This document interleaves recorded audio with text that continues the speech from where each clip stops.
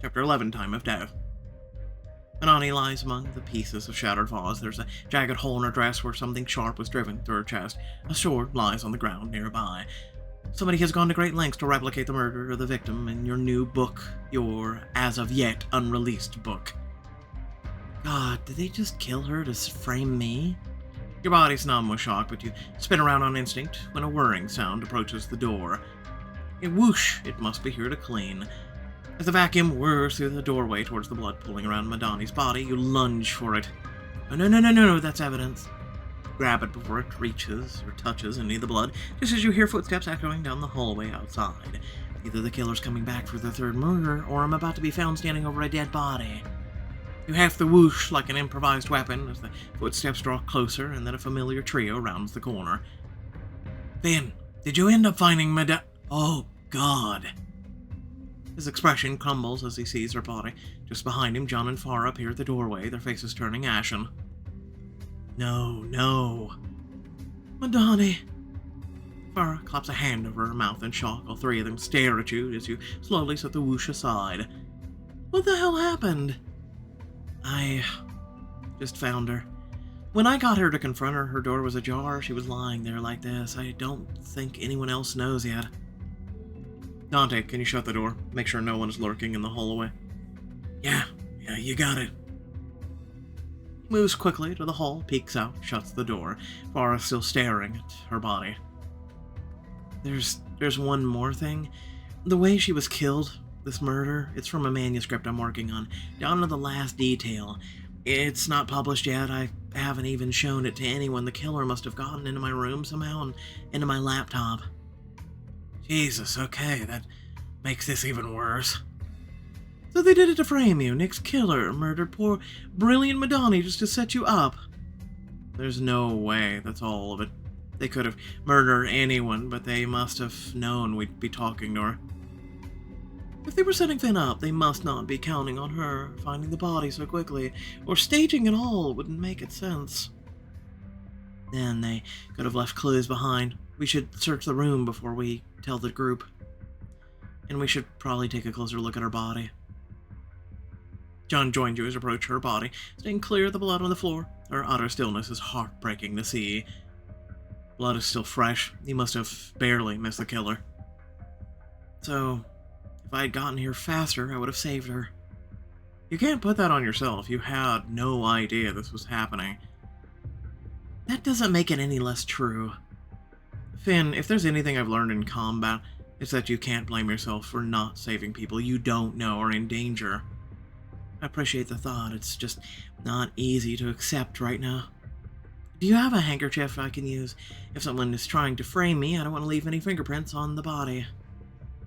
John offers you his pocket square. Use it to cover your hand, but before you touch her, you close your eyes and take a deep breath. I'm so sorry, Madani. You didn't deserve any of this. Her phone isn't in her dress pockets, but as you gently shift her body, her hair falls to one side, revealing a fresh bruising on her forehead. Guess our killer is fond of blows to the head, although this one didn't kill her, that clearly did. He gestures to the large stab wound in her chest, but his brow furrows as he sees the sword lying beside her. If they killed her based on your manuscript, any idea what the weapon was? That wound is way too jagged to come from the sword like that. You nod at the scattered vase to one side of the room. A big shard from that broken vase, although it doesn't look like any of the ones here are long enough. So the killer must have taken pieces they used with them. You all fan out to continue searching the room. I'll search for Madani's phone. Has anyone seen her phone? It was an honor, and I don't see it on the nightstand. I've got her purse. Farah opens it, and you join her to look inside. Lip gloss, wallet, hard candies. Oh, Madani, you poor sweetheart. But no phone. So, either a doctor in the 21st century happened to leave her phone lying around in the house, or someone else took it. I'll search the floor. You kneel down and study the floor, including the slowly expanding blood stain trickling across the polished wood. What are you looking for? Footprints? Anything. He joins you in your search. You scour the floor, your heart sinking anytime Madani's still form catches your eye until... Hang on, what's that? Just inside the door. Looks like some eyelash extensions. They could be Madonna. They can't be Madonna's. I've never seen her wear any, but Crystal and Angelina do. Interesting. So what are they doing here? Scan the room one last time, and then you see it peeking out from underneath the mattress as if hastily hidden a slim black briefcase. That has to be Madonna's. Opening it, you find a dog-eared notebook and some series of thin, dossiers. It looks like it's got a lot of use. I've seen her take notes in that notebook before. She uses it to record medical stuff, Steve's latest injuries, that sort of thing. You flip the notebook open and see several lines in familiar handwriting. Patient, Nick Galliant, blunt force trauma sustained from falling out a second-story window. Injuries all over his body, but damage to cranial structure was uniquely severe. Impact to skull, parietal lobe suggests an object was used to hit patient before sustaining trauma from the fall. Moments after Nick's body was discovered, however, before I had time to examine it and make these notes, I received several anonymous texts threatening to not only make my debts public, but to send the loan sharks after my parents. Unless I told everyone that Nick's death was an accident. So despite my obligations as a physician and my own moral qualms, I lied, both about the fall killing him and his time of death. Here, and here alone, let me state the truth. Patient's actual time of death was likely more than 30 minutes before his body fell from the window. Wait, we already knew that the fall wasn't what killed Nick, but am I reading the rest of this right?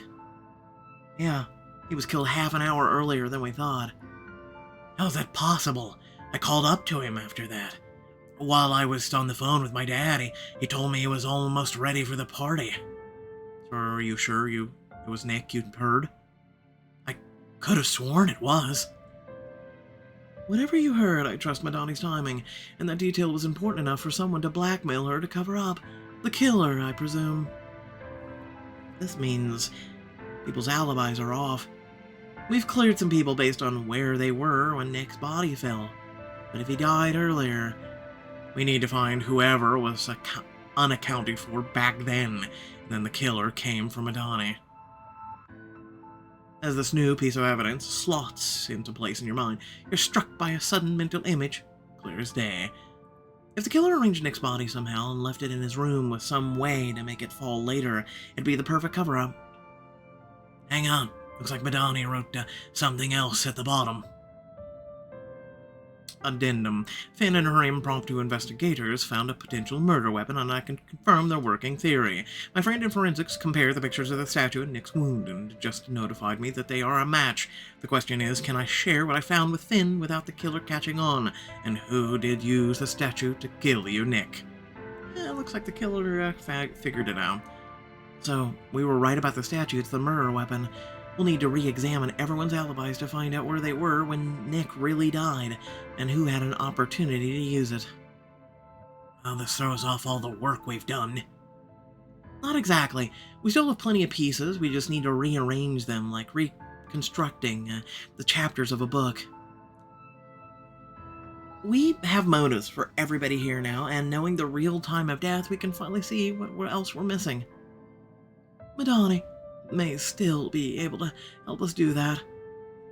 Farah plucks one of the dossiers from the hidden briefcase and leads you all across the room, giving the doctor's body some space. These are the notes on all of us. She must have compiled what she could find on our medical histories in case someone partied too hard. And that kind of info confidential? Theoretically, yes, but she might have known something we didn't. A detail that could narrow down our suspect list. Diamond choice. I think we should take a look. But can we give her some privacy while we do it? You all glance down at her body and you swallow around a lump in your throat. We shouldn't move the body until we tell the others, but I don't want to keep talking over her while she's just lying there. Yeah, let's duck in here. Dante ushers you all into an in-suite bathroom. It's almost clinically cold and still. An appropriate place to read a dead woman's medical notes. Farah hands you the dossiers as the others gather around and you begin to quietly read them aloud. Okay, let's see what you had on Crystal. Crystal Cow, age 30, Chinese-American, vegan by choice, reported allergies, growth hormones, pesticides, anything synthetic, whatever that means, and science, apparently. Actually, medical facts: extremely high blood pressure, stress, a diet of low calories, that a normal human couldn't be conscious. Go off, Madani. I knew she had a secret catty side. Poor Madani. Wish I'd gotten to know her more. I've been thinking that all weekend. My line of work doesn't leave much room for close personal connections, but I've always liked her. I knew her as much as appropriate. I try not to make a habit of making friends with my friends' or clients' friends, but of all the people Nick kept close, she was one of the best, present company included. She really cared for people. I don't think most of them appreciated how much. Yeah, she was always decent to everyone. No matter how much of a headache Steve gave her, she was a good person. She deserved better. Maybe this is the one last chance for us to know her better, then see what she really thought. He turned to the next file. Pete Perique, age 32, Indian American, allergy to eggplant. Unlikely to be an issue.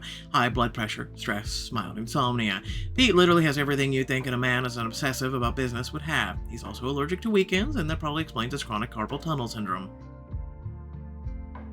Huh. He looks pretty good for an overworked insomniac. On the surface, anyway. His body clearly isn't happy. I've seen stress turn plenty of people into shells of themselves. I just hope Pete doesn't ever break down like that. Especially not while we're all stuck here. And actually, we can use that to our advantage if you think about it. Hopefully, we won't be for too much longer. You flip to the next document and see Farrah's name at the top. You sure you want to read this one? You mean, do I want to know what she thought of me? Of course. Farah Sabri, age 28, Egyptian, no dietary restrictions, reported allergies, ragweed, fresh-cut grass, and pollen. She's basically a female version of me. Long history of treatment for sprains, strains, and other injuries. Had a broken arm at age 7, otherwise in peak physical condition. You had a broken bone at age 7? I thought you were invincible. So did I, but I was an adventurous kid, getting into all kinds of trouble. You're an international art thief. I don't think you've changed that much. I have so. Now I'm in peak physical condition. That's a win in my book. Let's look at the next one. I've gotta see what John's file says. John Seong, age 28, Korean American, the indisputably healthiest person I've ever met. He can run a mile under 5 minutes, and I've seen him do at least 50 pull-ups without breaking a sweat. His only weakness seems to be diet or dairy. A strong sense of personal privacy, which made compiling this information rather difficult, even if I do respect it on principle. John, dairy is your weakness? Why does she make it sound like I'm Superman if somebody is going to shoot dairy at me?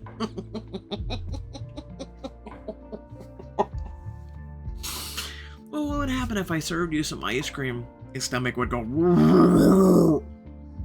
I'd turn it down because I'm lactose intolerant. More people are than not. This is true. Well, if we make it out of here in one piece, I'm buying you some lactose pills as a Christmas present. Those don't always work. Okay, let's see what else we've got here. Nicholas Scallion, age 29, Caucasian American, no known allergies, although he tries one of Crystal's unhinged skincare regimens every month to humor her, which feels like asking for trouble.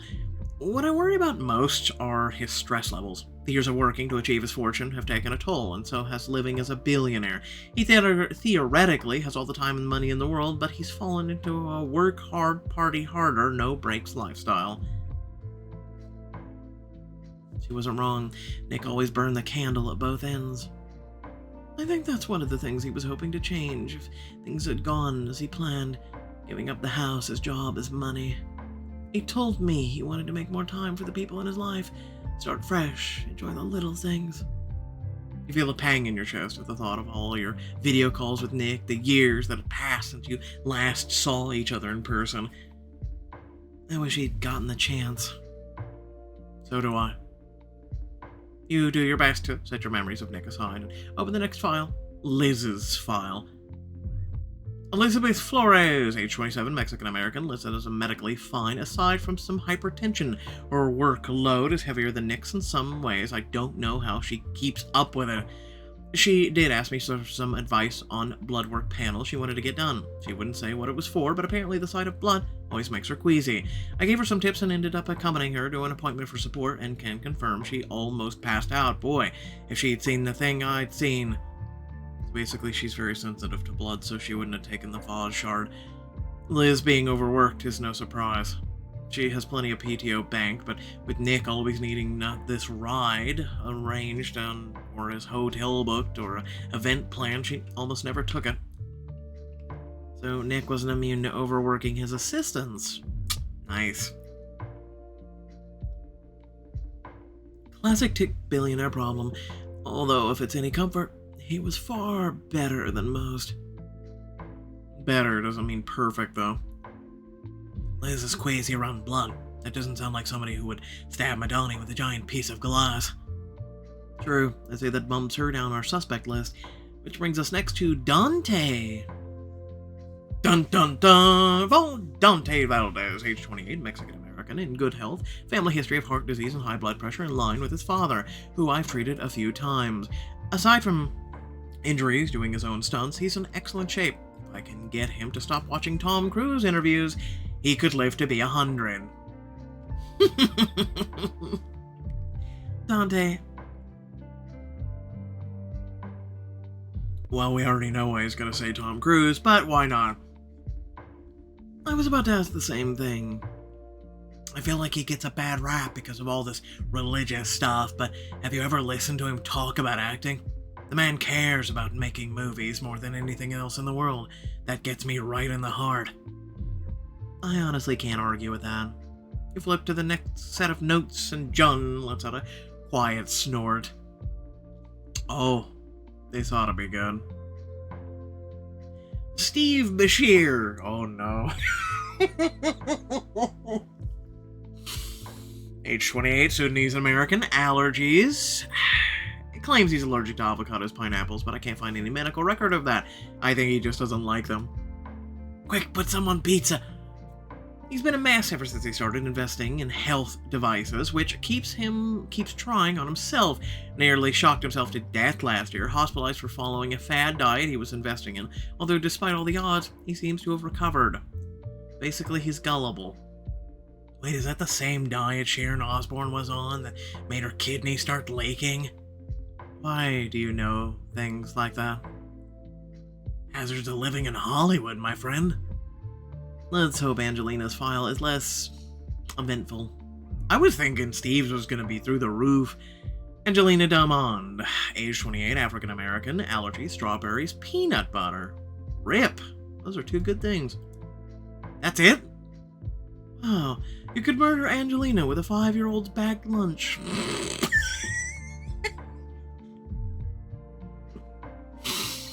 Excellent physical health, but struggles with Ania? I suspect due to how isolated she is. Nick ought to know that all of his work and travel are affecting her negatively, but it's been hard to broach the subject with him. Anhedonia. There we go. I know Angelina is loaded in her own right, but I can't help feeling a little bad for her. It's just the thought of her rattling around this huge house on her own while Nick was always working, it's sad. All the money in the world can't replace spending time with someone you care about. What about you, Finn? What are her notes on you? I don't see any. No, wait, there are 2 lines scribbled on the bottom here. You clear your throat and read them aloud. Nick didn't tell me he was inviting Finn Mason. Not seeing any immediate issues after a quick search about her. Would have loved to have done my job, but no. Thank you, Nick. Well, how about that, Finn? What's wrong with you?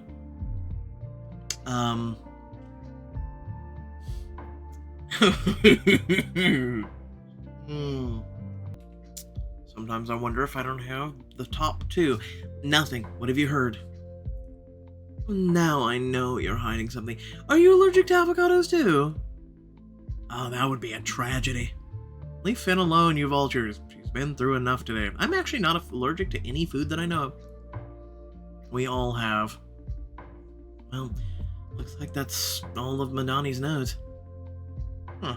A few worthwhile details in there. Liz faints at the sight of blood. That would make it pretty hard for her to be our killer, unless we think it could be an act. I got a nosebleed in front of her once and she nearly collapsed onto the pavement. Some people just really can't stand the stuff. So, I'm not gonna say it. I would trigger so many people watching. So, even if she doesn't have an alibi for earlier in the night, that really does bump her down the list. You found a clue in Madani's notes. You make a mental note before tucking the literal notes back into their neat folders and taking a deep breath. And I think we're done here. I know we have a lot of questions and not many answers, but we should let everyone else know what's happened. And we should put Madani's body somewhere safe, like Nick's. She deserves some dignity. Agreed. Let's tell the others, and then find her somewhere to rest. You all head back into the bedroom and take one last somber look at the body of Madani Kapoor. We'll find out who did this to you. We promise. But when you open the door, Crystal, standing outside, hand poised as if to knock, she gapes it past you, wide-eyed at Madani's body. Oh my god! Somebody killed Madani, we're all gonna die here! Jesus Christ. Crystal turns and races way down the hall, her screams echoing down the corridors. How much for telling the others? 2 minutes later, you stand in the dining room surrounded by all the other guests and suspects. Crystal sits in a chair, nearly double over. She takes deep, calming breaths. Pete stands next to her, rubbing her back. She was just lying there. Take deep breaths, Crystal. It's okay. You're okay. Is that true? Is Madani really? Yes, and... Do we let that cat out of the bag? Yeah, why not? The killer was blackmailing Madani. They wanted her to hide the truth about Nick's death from us. What truth? Hang on. We're just gonna take Finn's word for it. Crystal literally saw her next to the body with those three. Don't take our word for it, take Madani's. John holds out the notes from her journal. Steve snatches it from him with a glare until he reads Madani's words. Nick died a half an hour before he fell. How the hell is that even possible? After his death, the body must have been pushed out of the window later. We don't know how just yet. But what we do know is that this calls for a lot of alibis into question. For the first time, Crystal looks up, but her sobs momentarily quieting. I was in the sitting room then. Dante was there with me, until I left when the lights went out. I can't confirm that, but from what I remember, pretty much everyone else was in and out some point around then. So you're suspecting all of us, all over again. Your investigation has brought nothing but rancid vibes to this house. Everyone stop. You raise your voice and words cut through the bickering, stunning everyone into silence. Yes, the killer struck again. They also clearly targeted Madani the Silencer to try and turn us against each other. So, we're not going to do that. What we are going to do is play a little question and answer, okay? Starting with this. We found this eyelash extension in Madani's room, and it's not hers. Crystal, Angelina, we know you both wear them. So, speak up now before we search your rooms. Haven't you poked around our personal possessions? Madani's dead, Crystal. Or did you already forget that? I think catching her and Nick's killer is a little more important than anyone's privacy. The extension is mine. It must have fallen off when I was in there earlier today. Doing what? Consulting with her on a medical issue that's none of your business, but I assure you, she was alive and well when I left. She could be telling the truth, but we also know she has a motive to kill Nick. The affair, not to mention this changes his will. We also found that the killer was blackmailing her. They knew she had gambling debts. Steve knew all about those, didn't you, Steve? He was also desperate for cash. Finn caught him trying to steal Nick's blueprints. What the hell, man? Those are Whoosh property. I gave them back, okay? And you can't point the finger at me over Madani's little poker problem. Everybody knew she had debts. It's news to me. Sure, because no one wants to admit it. If I was using that to blackmail her, why would I blab about it? I'd lose my leverage. You hold up your hands, trying to quiet everyone down. Okay, we can't confirm how many of you had blackmail material on her, but there's one piece of hard evidence we can track down. Can someone call Madani's phone? Dante hits the call button on his phone, and you're half expecting silence or to hear it echoing through the house, but instead, Madani's phone rings loud and clear from Liz's jacket. She pulls the phone out, swallowing hard. Yeah, this doesn't look good, does it? Liz, not if you have a good explanation. No, it doesn't. Why are you carrying a dead woman's phone? Madani gave it to me. Her malpractice insurance wanted her to download their new app, and she couldn't get it to work. She asked me to take a look, and I hadn't got it back to her yet. Plausible, if not the best excuse, but we know that Liz can't handle blood. If I had to bet one person without an alibi who is innocent, it would be her. The last thing we need to cover is alibis. Dante and Crystal are in the clear for Nick's death. Anyone else could have had a window to kill him. And that same person needed to have a window to kill Madani. So where were you all 30-ish minutes ago? I'd love to know where you were, Pete. I was heading upstairs around that time. Where were you going? To a room to take a business call. I guess word got out about Nick after we contacted the authorities, so there's a lot to deal with. If it was Pete, Les told us he and Nick had disagreements over Whoosh. Who exactly were you talking to? We can at least verify that one. I wish I could disclose the details, but the NDAs alone would have the FTC eating me alive for months. Did anyone else have a buddy? One by one, Steve, Angelina, and Liz shake their heads. Farah and I were together looking for Madani. I hate to ask this, but John, where were you? You split off a few minutes before we found Finn. Just wanted to cover more ground, have eyes on more exits in case she bolted. Obviously, if I'd known we were about to find a dead body, I wouldn't have split the group, but it's the truth. We're just supposed to take your word for that. I mean, Finn is just as guilty then.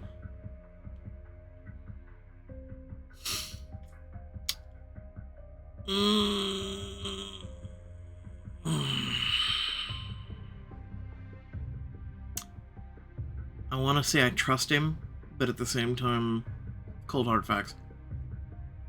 I understand. We have to have the same standards for everyone here. But if we're going to hold everyone on the same standard, what about Finn? She found the body all by herself, right? Maybe because she left it there. You were on your own earlier in the night when Nick died too, Finn. I remember you stepping out before the whole lights thing. Yeah, I was alone for a few minutes, just like the most of the people here, and no one else was around when I found Madani. But I've been putting my neck on the line to catch this killer. If it was me, why would I draw all the attention to my own crimes? Maybe it was some kind of weird mind game. Writers love those. Well, whoever the killer is, they're a total psychopath. Like, clinically. I saw the way Madani, she'd been stabbed. There was glass from this vase everywhere. And a sword for some reason, but it didn't even have blood on it. Like, why? I know why. But will telling the group make them trust me more or less? Well...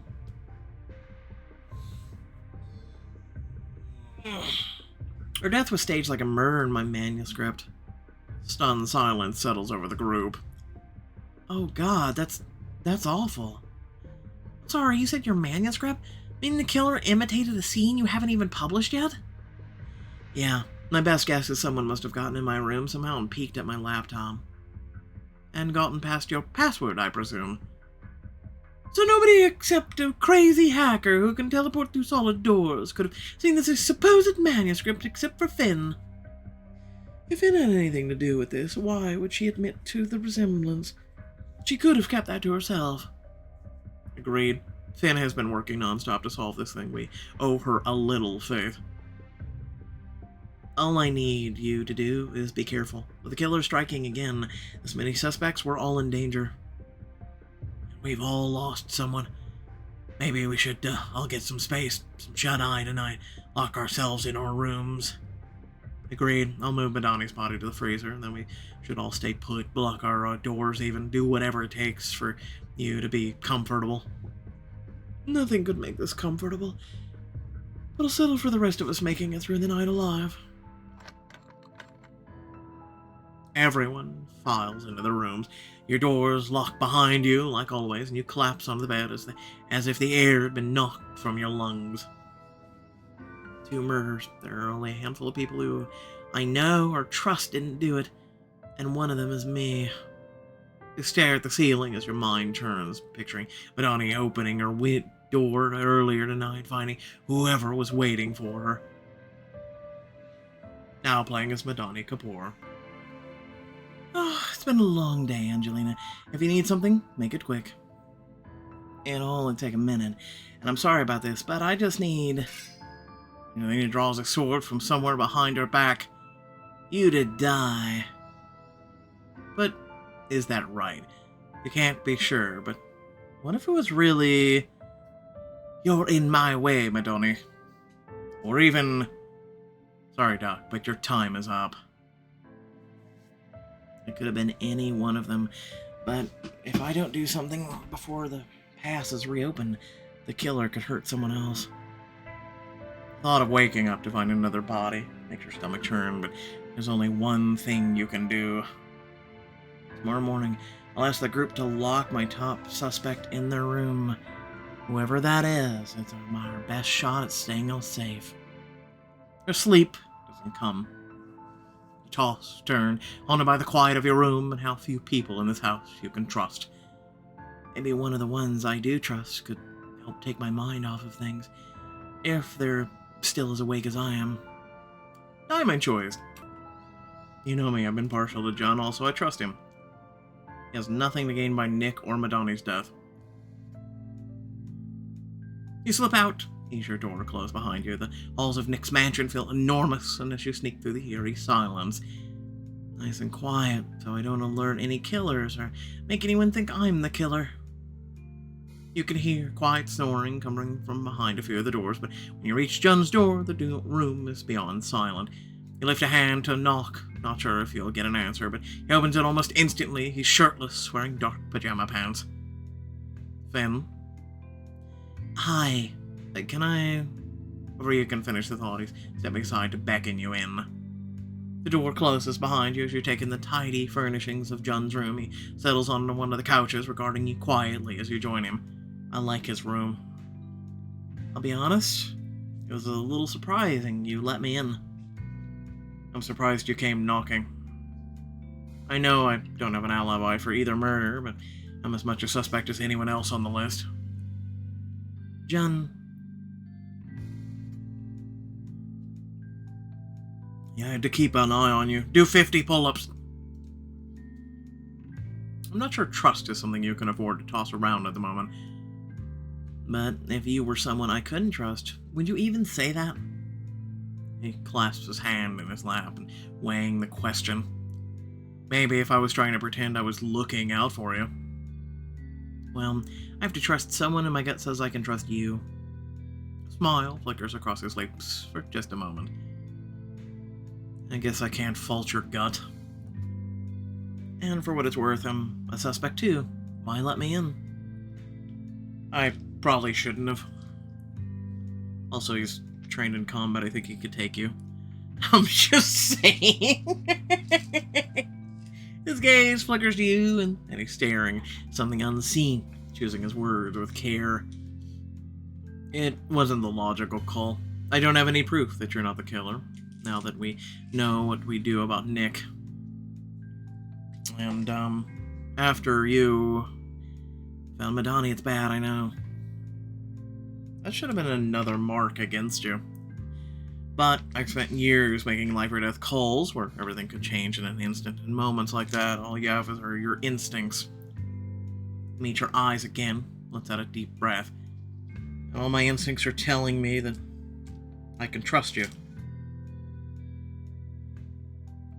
So, you trust me because I'm one of the good guys, or you're choosing to trust me? You're choosing to trust me? Some people, if they were feeling pedantic, would call that a teleological argument, a point that's trying to prove itself. It's not wrong, though. There are dozens of reasons to trust you, and just as many not to, but at some point you just have to make a choice. And my gut says I want to trust you. It says that out of all the people that could have shown up at my door, yours was the face I wanted to see. So you wouldn't have just let anyone in here if they came knocking? He lets out a quiet chuckle. No, Steve would still be in the hall. Do you think he did it? John hesitates. I think anyone without an alibi could have done it, setting you aside. But if I had to pick a top suspect, yes, I'd say Steve. Because of your history? Because he had the opportunity and one of the strongest motives we found, and because this history has taught me he's selfish to his core. A lot of people are, and they're desperate enough. It's good to know where you stand. No, I think Steve's the convenient way out. But it's good that you're here. I'm used to being alone with my thoughts. Normally I'd prefer it, but tonight, even after everything that's happened, I can't just stop thinking about you. John. There's no trace of his usual composure left on his face, only a vulnerability that makes you shiver in anticipation. The moment he leans in, testing the water so close the distance to mate him in a kiss. Finn. He kisses you with a fervor that makes your head spin like you're air, and he has been drowning without you. When you finally pull apart, he gazes at you as if trying to memorize the look on your face. I've been wanting to do that for a while now. How long? I think I knew I was hoping for it the night Dante threw that party, but thinking back, since the moment I met you. Huh. Well then, I think you should kiss me again. He turns his whole body to face you, one of his knees sliding onto the couch as he wraps an arm around your waist. He pulls you flush against him and captures your lips in another kiss that lights up your body from head to toe. Like this? Yes. John kisses with dizzying focus, responding to each soft noise you make as if committing to memory, learning when to lean in to give you more and when to pull back. The world narrows down to the feeling of his mouth against yours, and for a while your mind is blissfully blank. With a visible effort of will, John finally pulls back, breathing just as hard as you are. We should probably get some sleep. We got a long day ahead of us. Yeah. I could stay here if you wanted. Without another word, he gets to his feet and effortlessly lifts you by the thighs, wrapping your legs around his waist. God, you made that look easy and hot. What use would it be if a bodyguard can't sweep someone off their feet now and then? I can't argue with that. Just don't drop me. John's only response is a chuckle as he carries you over to the neatly made bed. He sets you down and you slide underneath the blankets as he joins you. He lifts one arm in a silent invitation. You push your back against his chest, letting him wrap you in a strong embrace. Are you alright? He's not saying it or asking about the way he's holding you, but despite all the day's horrors, right this moment, your mind is quiet and calm. Not really, but I'm safe. You can feel the slow rise and fall of his breath behind you, the steady beat of his heart. I'll do whatever I can to keep you that way. In his arms, with that promise echoing in your mind, you drift off to sleep, and for the first time since Nick's death, no dreams trouble you. Then John slowly puts a stranglehold on you and chokes you from behind. What? Just saying, we really dropped our guard to him. The next morning, you gather everyone in the foyer. From the wan looks on their faces, the group clearly didn't get much sleep. Is there a reason you're destroying my sleep schedule? Why did we have to get up this early? I thought you were one of those up with the sun people, Crystal. And I've been up since dawn thanks to all the damn crickets around this house. Me too, they're starting to drive me nuts. I don't know what you guys are talking about. Me and my bottle of red slept great last night. Maybe Finn should tell us all why she called us here. Right. I know it's been a difficult few days, especially now that the killer struck again.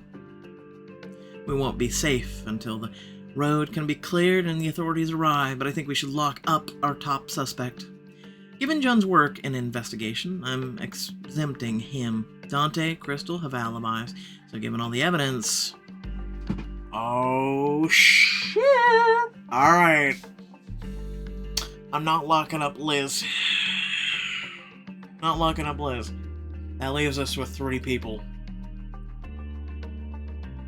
And I think that 2 of them are partners, so locking up one is not going to help, but I digress. Steve and Pete both have the same track mind. They both want all the money involving Whoosh, and Pete wanted proprietary, like, ownership. So... Angelina's just over there, just cool as a cucumber. I mean, she's on the suspect list too. I have reasons, but... Plot twist, Nick walks out. Good job, guys. Again, I feel like this is pointless. Steve! Pete! Angelina! Liz! Steve won't mind its alcohol. No, I'm just... you know what? Why not? Hey... I thought we already went through this whole damn thing about how I didn't do it. There were lasers. Am I crazy? You mean the part where we found out you were desperate enough for cash and also known as having a motive? Oh, right. Wait, if you're gonna lock me up, can it be in the pool room? At least then I can work on my trick shots. I don't see why not. John's jaw tenses. He's clearly pained by the idea of giving Steve anything, but he nods to you. Yes, sure, billiards it is. I'll take him. Well, maybe we should go in pairs. I'll go too. I know you didn't do this, Stevie, but sometimes life gives you lemons or yuzu if you want a different citrus. Pete and Crystal accompany Steve down the hall. Also weird that Crystal was not on that list now that I think about it. And Crystal rests a hand on Steve's arm. As the rest of your guests begin to uneasily drift apart, you watch your chosen suspect vanish down the halls. I think we all should have went with him. I hope I just made the right call. Me too. I can't believe we came here for a murder party and now 2 people are dead. And we still have no clue where Nick was Dante's words echo in your head. Something shifts. The answer comes in perfect focus. Hang on. The party. What? The murder weapon. The statue. We know it was a piece from Nick's mystery game. So, if we follow the clues from his game, we can figure out where the statue fits into it. Where it was taken from. Where Nick must have been killed. Oh, Finn, that's good! We just have to solve Nick's game to solve his murder. Oh, what a shock! Egadzooks! Without further ado, thank you all for watching. Please remember to like, share, and subscribe. Head in the description, plenty of things to check out, ways to support. Please consider doing that. And also there is the join and thanks feature on the channel. Please consider checking those out as well. Other than that, right? I'll just say this. I really have kept tight-lipped about this, haven't I? For a total of going on 12 chapters. Okay? There's a lot of hypothesis with the community, right? There was the Steve, the Pete, Angelina, like, you know, everybody's had their own little thoughts, right? Again, I just want to point out, Crystal was not on the list. That doesn't exempt her from Dante, right? Especially if people are working in pairs. Okay? Yes, everyone's leaning towards there might be 2 killers. I think some of you have been watching that one movie trilogy franchise for a little bit too much. Scream, there it is. So, yeah, no, you guys watch a little bit too much of that. Is it a possibility? Yes. That's why I kind of threw it out there, the Steve and Pete thing, okay? But again, if they are working as a duo, And Crystal was exempt because she was with Dante while someone was killing Madani. Just saying. The same goes for Liz, which was on that list and does have a weakness to blood, but there was no blood for Nick's murder, but there was blood for Madani's murder. Right? And if you remember, since you guys love Scream so damn much, if you remember in Scream, remember how one of the guys who was a killer actually got set up as the killer and had to be exonerated, and then ta-da, he was a killer all along. Yeah, just saying. Okay? Just saying. No one's off the list, huh? I just helped all of you go, shit. Otherwise, catch y'all later, because I already know who. Bye.